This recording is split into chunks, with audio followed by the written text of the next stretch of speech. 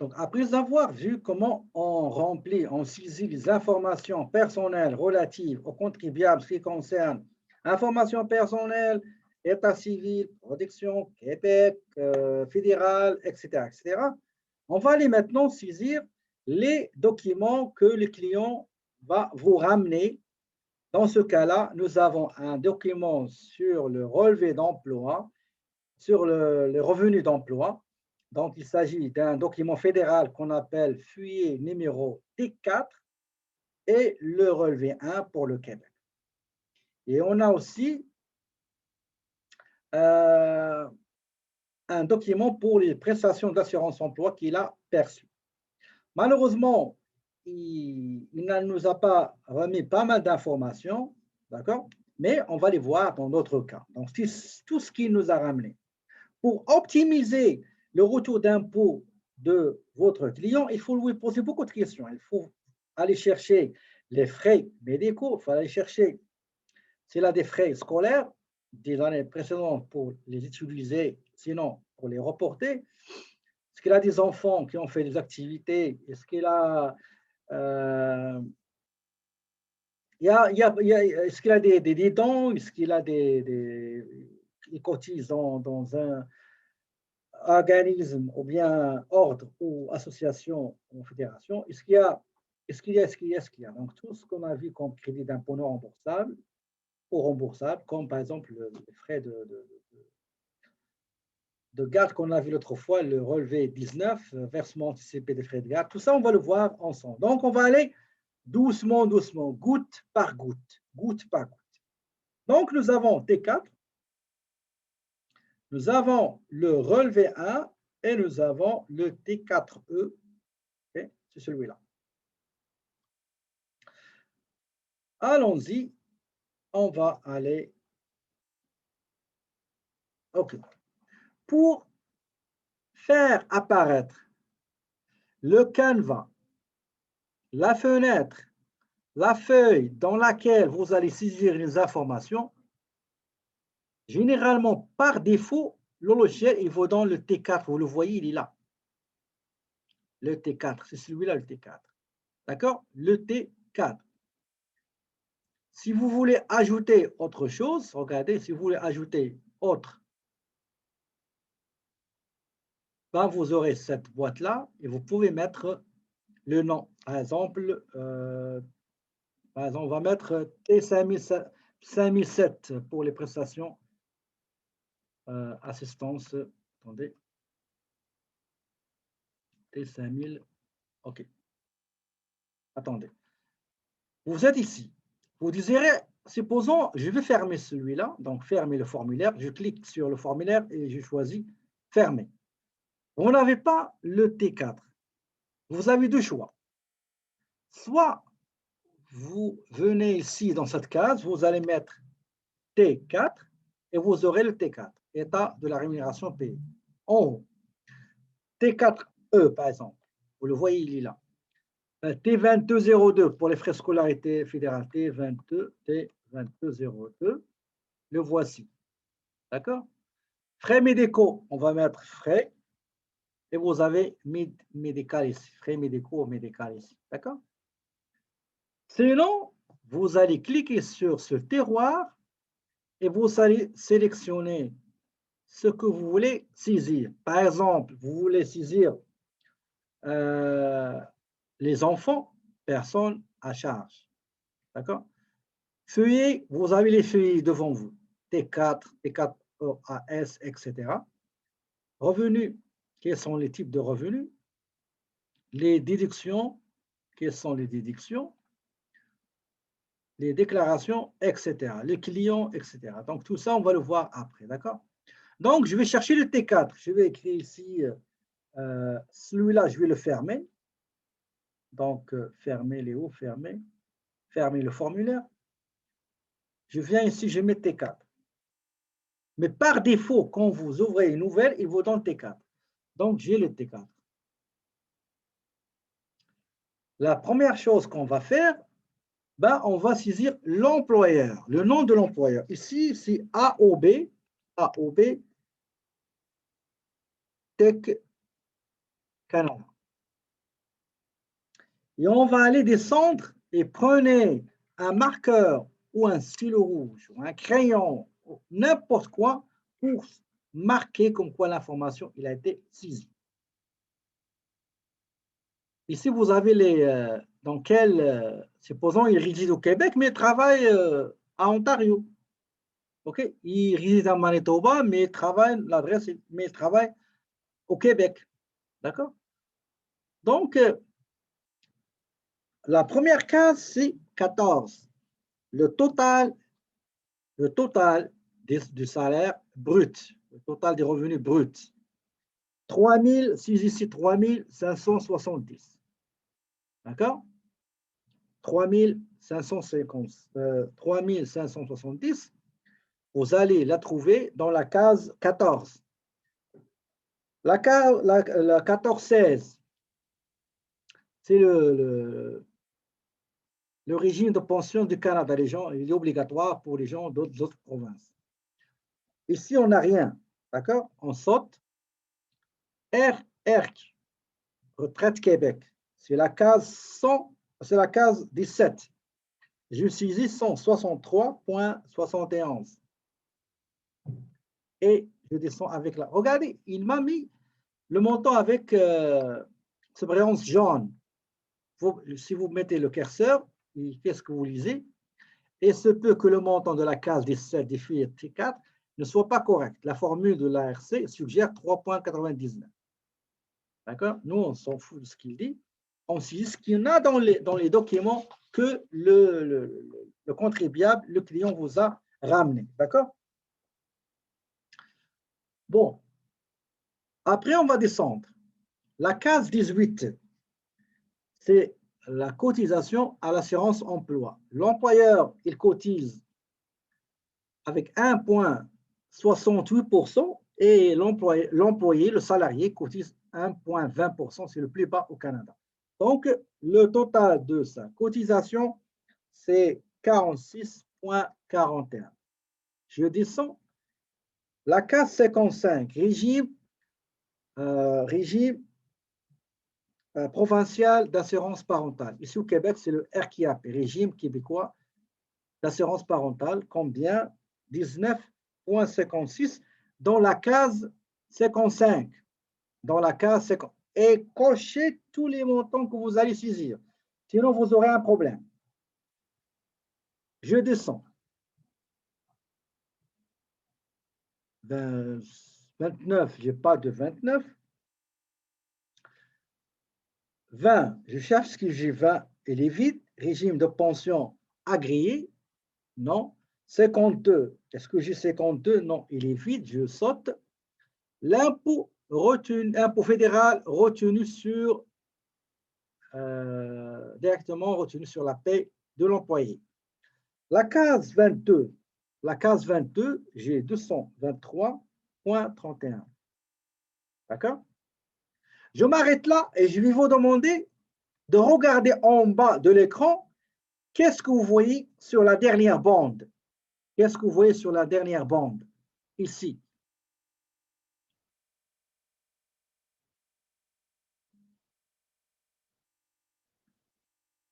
En bas, vous allez voir, côté gauche, ici, solde dû ou bien remboursement.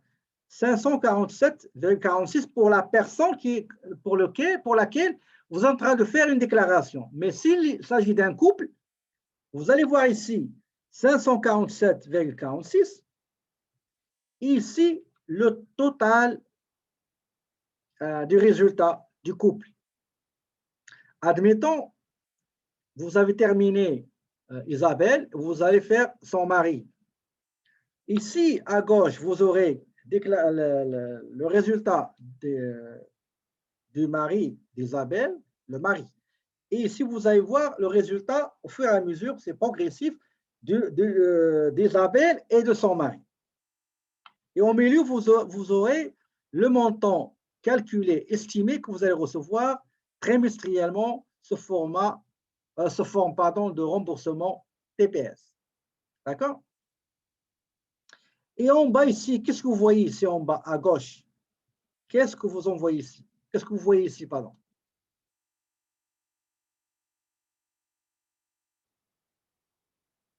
Est-ce que vous pouvez me dire qu'est-ce que vous voyez ici?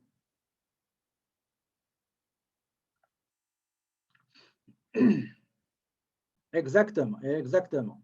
Donc, regardez ici en bas, c'est la durée de la préparation, le temps qu'a pris cette déclaration. Si vous avez des préparateurs qui prennent beaucoup de temps, ben, ce n'est pas normal. Okay? Donc, vous allez voir, ça vous prend combien de temps pour préparer une déclaration? La minuterie, on appelle ça la minuterie. D'accord? La minuterie. Si vous voulez l'arrêter, attendez, je vais vous dire comment l'arrêter.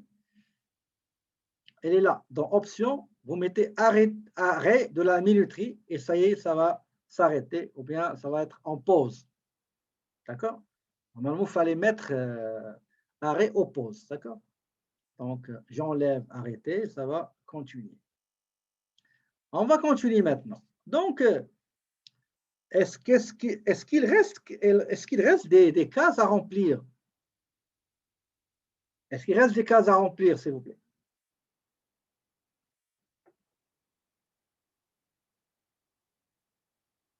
Est-ce qu'il reste des cases à remplir? S'il ne reste rien à saisir, qu'est-ce qu'il faut faire maintenant à votre avis?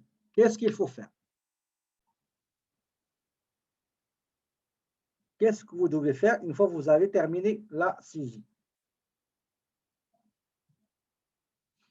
Non, vous n'avez pas encore terminé. Vous pouvez enregistrer, mais regardez, je vais enregistrer. D'accord, voilà. Je clique sur enregistrer. Je vais sélectionner le répertoire ou bien le fichier où je dois l'endroit, l'emplacement. Je clique sur enregistrer. J'avais déjà autre qui est enregistré. Mais ma question reste la même. Ma question reste la même. Une fois vous avez, même si vous avez enregistré, qu'est-ce qu'il faut faire après? Parce que j'ai terminé la saisie de T4. Ah, écoutez bien, j'ai terminé T4. Qu'est-ce que je dois faire maintenant?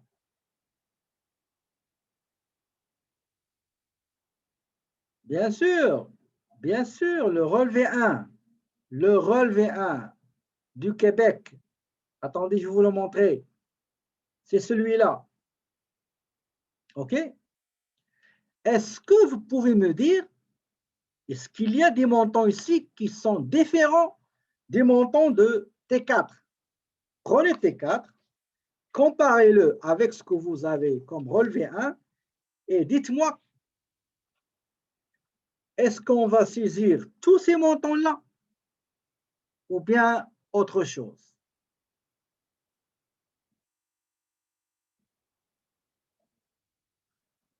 Pourquoi juste impôt retenu? Pourquoi ne pas saisir les autres?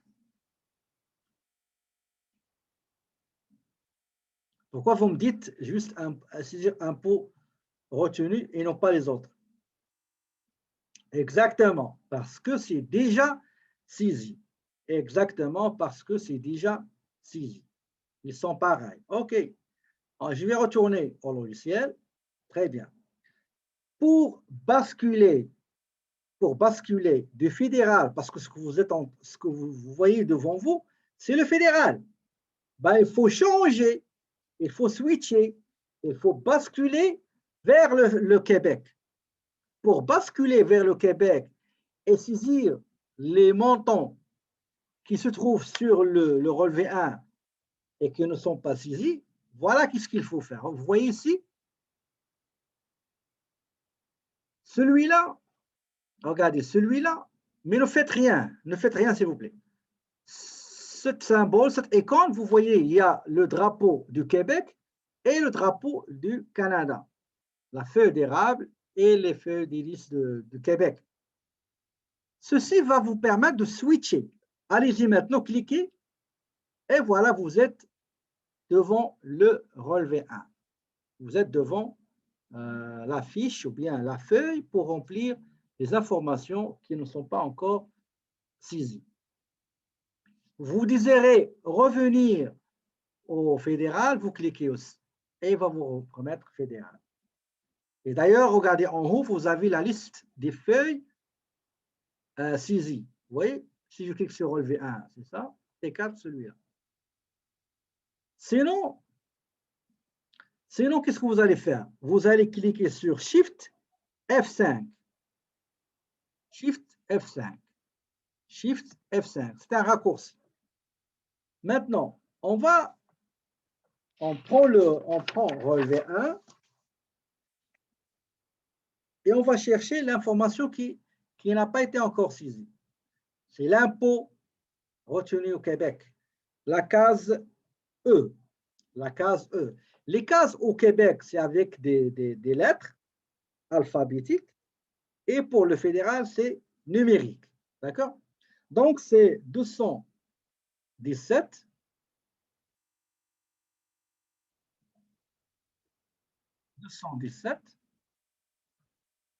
Et voilà, j'ai saisi l'impôt retenu sur le revenu gagné ici au Québec.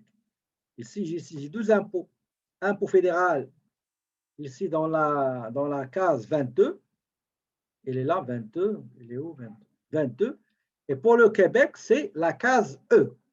Donc, je vais switcher, etc. D'accord? Une fois que vous avez terminé, il faut passer à l'autre document que vous avez reçu. C'est le T4E, prestation d'assurance emploi. La page 5. D'accord? La page 5.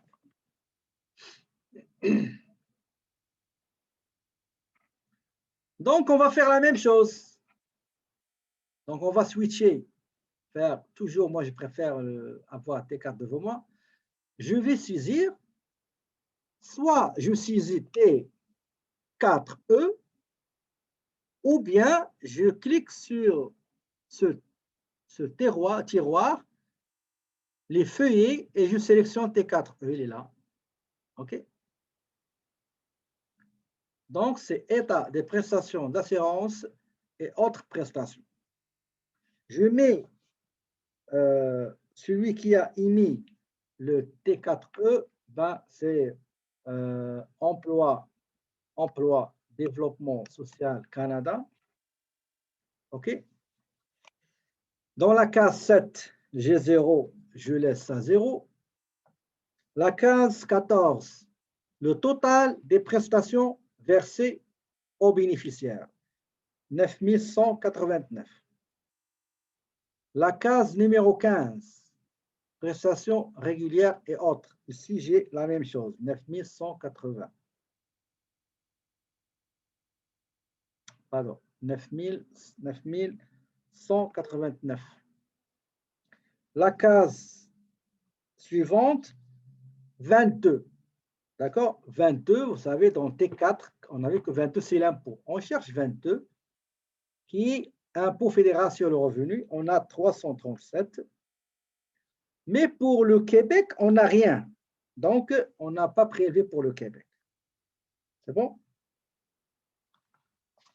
Très bien. Est-ce qu'il y a d'autres choses à saisir?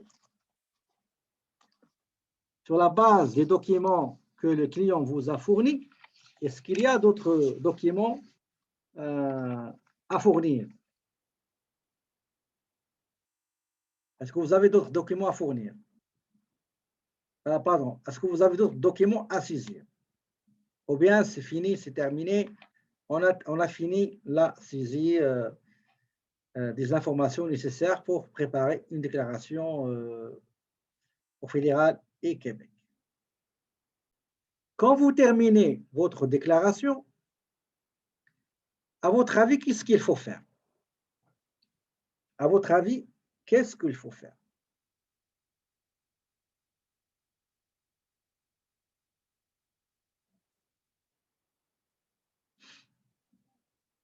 Attendez, oui, effectivement, il y a quelqu'un qui m'a rappelé, il y a un montant qu'on a oublié.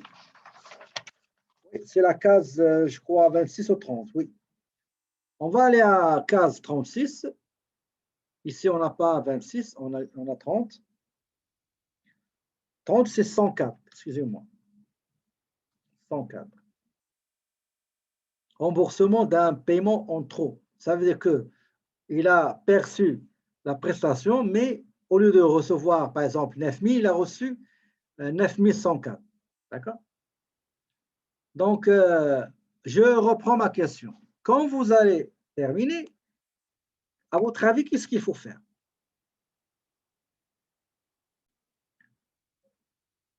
Vérifier encore, je suppose.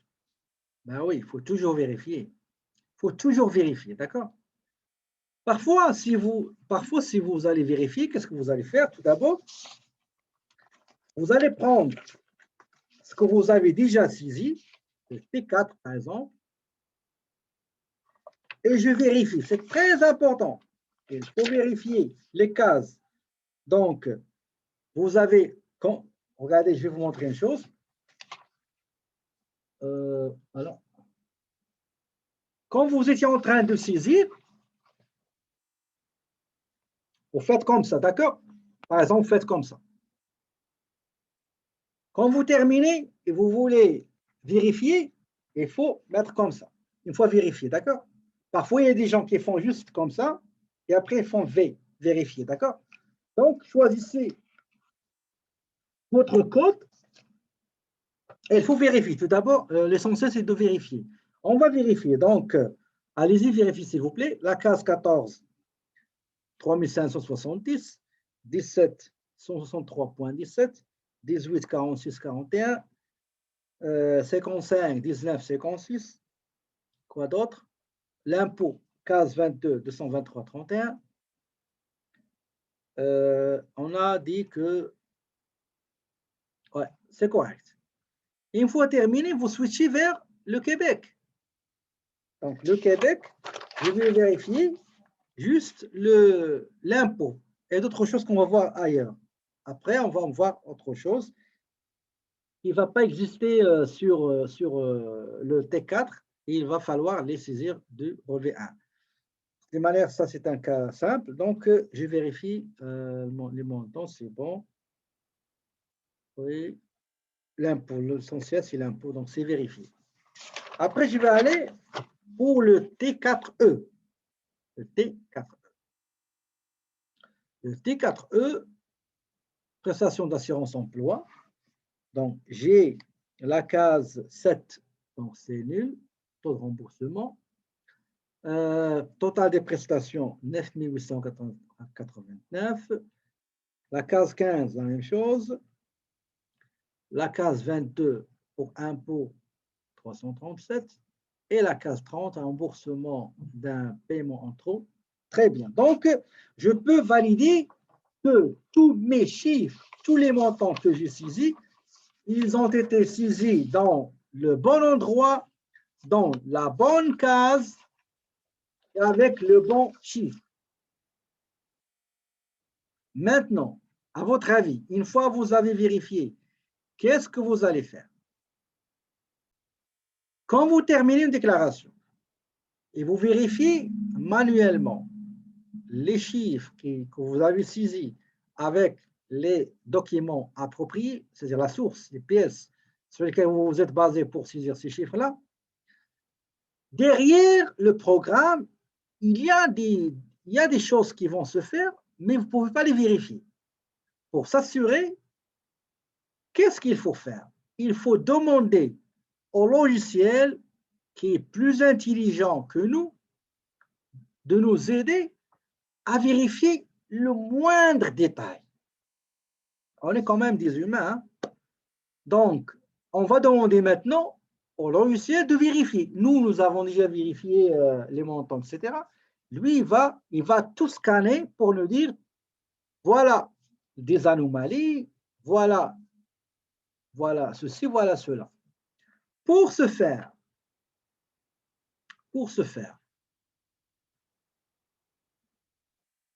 attendez une seconde.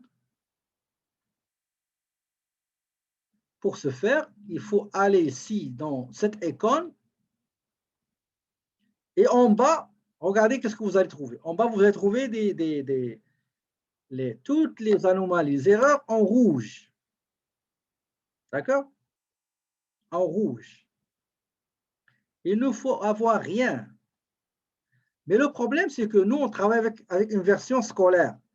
Donc, il y a beaucoup de fonctionnalités qui n'existent pas. Mais je vais vous montrer comment vérifier ça automatiquement. D'accord?